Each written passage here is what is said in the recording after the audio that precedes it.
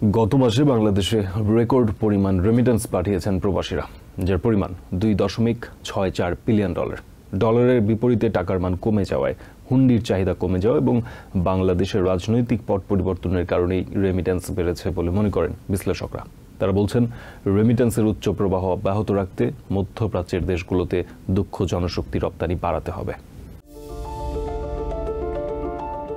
দেশের অর্থনীতিকে সুসংহত করতে গুরুত্বপূর্ণ ভূমিকা রাখে রেমিটেন্স। স্বাধীনতা উত্তর বাংলাদেশে প্রথম বছরে রেমিটেন্স যায় $10 মিলিয়ন বেশি। কোভিডের সময় 2020 সালে একক মাস হিসেবে সর্বোচ্চ রেমিটেন্স গেছে $2.59 বিলিয়ন। তারপর থেকেই বিভিন্ন কারণে রেমিটেন্স প্রবাহ স্লথ হতে শুরু করে। তবে বর্তমান অন্তর্বর্তীকালীন সরকারের ডলারের বিপরীতে টাকার দাম কমানো সহ বিভিন্ন উদ্যোগের কারণে ডিসেম্বরে সর্বোচ্চ রেমিটেন্স গেছে বলে মনে করেন এই দুই বিশ্লেষক। নতুন গভর্নর আসার পর তিনি অর্থনীতি বুঝতে পারেন। আগের দুজন আমলা গভর্নর তো এগুলো বুঝতেন না, বা তাদের নির্দিষ্ট মানুষদেরকে কিছু খুশি রাখার জন্য তারা সবসময় শাস্ত্রের বিপরীতে কাজ করেছে। আমাকে ইনসেন্টিভও দিচ্ছে এবং ভালো একটা রেট দিচ্ছে, যেটা মার্কেট বেসড রেট, এবং সেটা তিনি প্রতিশ্রুতিবদ্ধ। এই কতগুলো কারণে রেমিটেন্স বৃদ্ধি পেয়েছে। এখন অর্থ পাচার যেহেতু আগের মতো হচ্ছে না, যে কারণে হুন্ডি মার্কেট একটু স্তীমিত।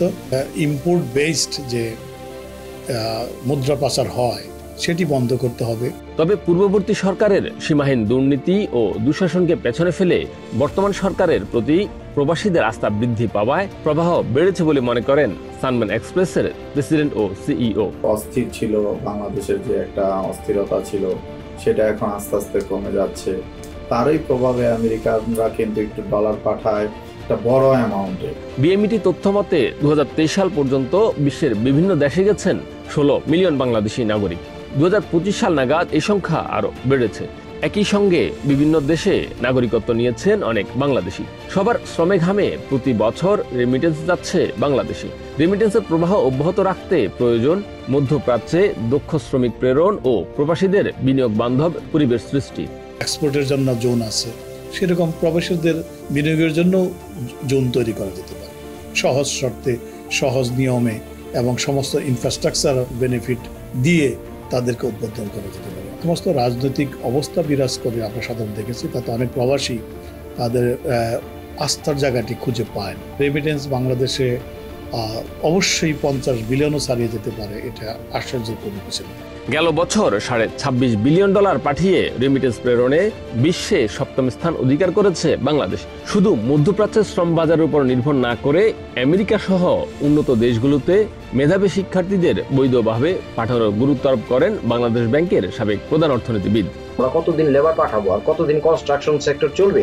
তেলের দাম যে কোনো সময় পড়ে যেতে পারে। যুক্তরাষ্ট্র, যুক্তরাজ্য, অস্ট্রেলিয়া, এই সমস্ত দেশে রেমিটেন্স বাড়বে। এটাকে বলে কোয়ালিটি রেমিটেন্স এবং এটাকে আমরা বলি সাস্টেনেবল রেমিটেন্স।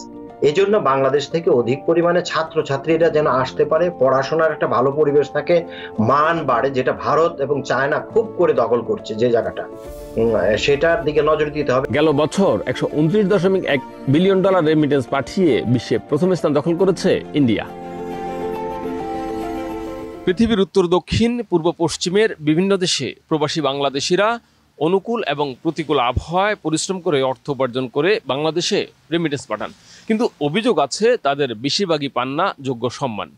তাই বিশ্লেষকরা বলছেন, তাদেরকে সম্মানিত করা গেলে এই রেমিটেন্স প্রবাহ আরও বৃদ্ধি পাবে বলে মনে করছেন তারা। Shariful Islam, TVN 24, New York.